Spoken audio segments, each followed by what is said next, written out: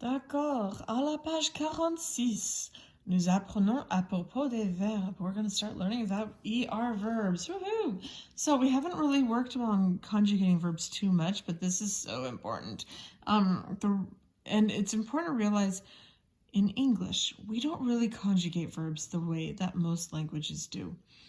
So this is going to be new, and that's okay. We're going to talk about it. But first you need to understand there are different kinds of verbs. ER verbs, IR verbs, RE verbs are the most common ones. So where is this coming from? Why do we call it an ER verb?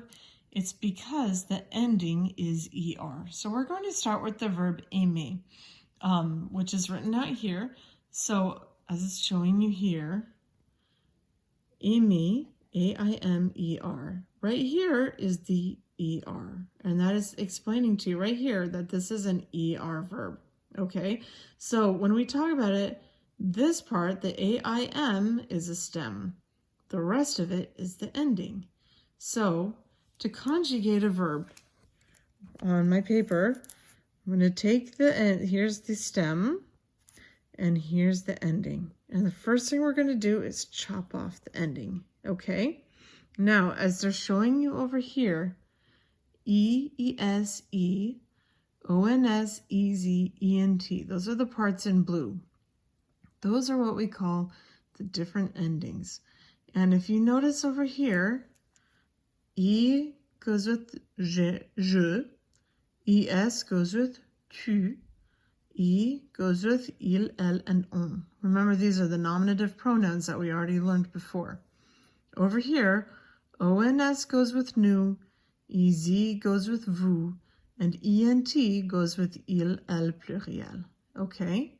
So, this is what we call conjugating a verb. Conjugating a verb is taking the infinitive when it has the ER ending, or whatever other ending, IR, RE, but in this case, ER. So we're taking the infinitive, we're chopping off the ending here, and we're adding the proper ending based on what the subject is, okay? So, as an example, we had Amy over here. We chopped off the ending, and we're going to write j'aime. The proper ending for here is an E, right? Tu, the ending is ES. A-I-M, that's the stem, and then we're adding the ES. That's the ending for tu. Il, here's the, sorry, it's kind of hard to write while I'm looking at the phone. M, the proper ending is E. So remember, the endings over here for the singular are E, E-S, E. Over here it would be nous aimons. O-N-S is the ending here. Vous, put the stem, add the ending, E-Z. And il aime. There's the stem, and the ending for il pluriel is E-N-T. Now, let's talk over here. They're showing this here, right? Because normally we always say nous, vous, il, and elle. But, kind of like over here, we had to chop off the E, right? Because we can't say je aime. That sounds awful. So we chop off the E and we make it j'aime. Well, similarly over here, nous aimons doesn't sound good. It doesn't flow nicely. So we add the Z sound. Nous aimons. This is what we call une liaison. Nous aimons, vous aimez, ils aiment, elles aiment. We add the Z sound so that it flows nicer, okay? And we do that anytime the verb starts with a vowel, all right? So hopefully that makes sense. A couple more things along with this. So again, tu aimes la glace, add this. Il téléphone à des amis. In this case, the verb is téléphoner. The ending is ER. They dropped the ER and they put the ENT ending.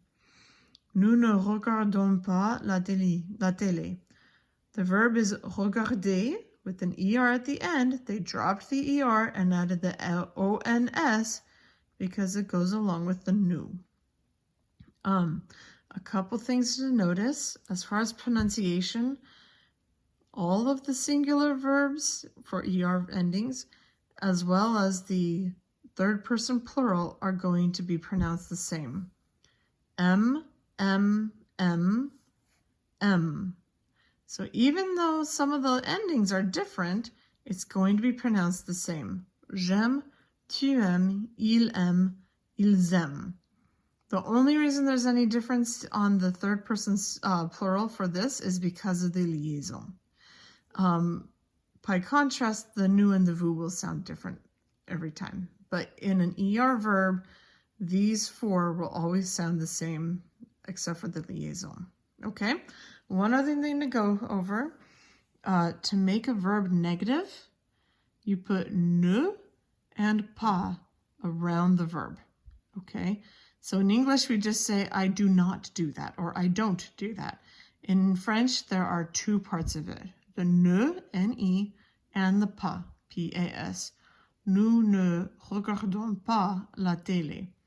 You sandwich the verb with the ne and the pas, and that makes something negative.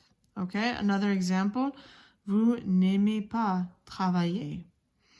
You do not like to work. Now again, here's the N apostrophe.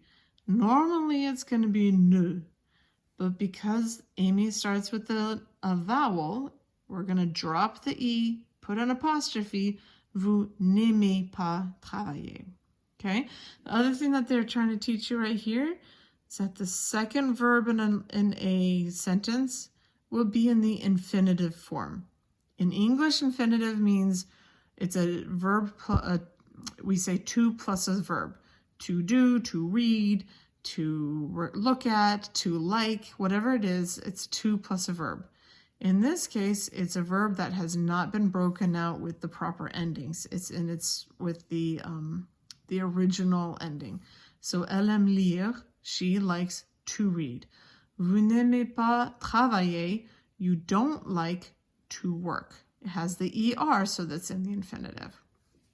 Little note down here about that is that sometimes, especially if you're speaking casually, they do like to drop the ne, and they just say, moi, j'aime pas chanter. That's very common when speaking, but especially if you are writing or if you are in a formal situation, don't drop the ne. Make sure you add that back in and keep it there.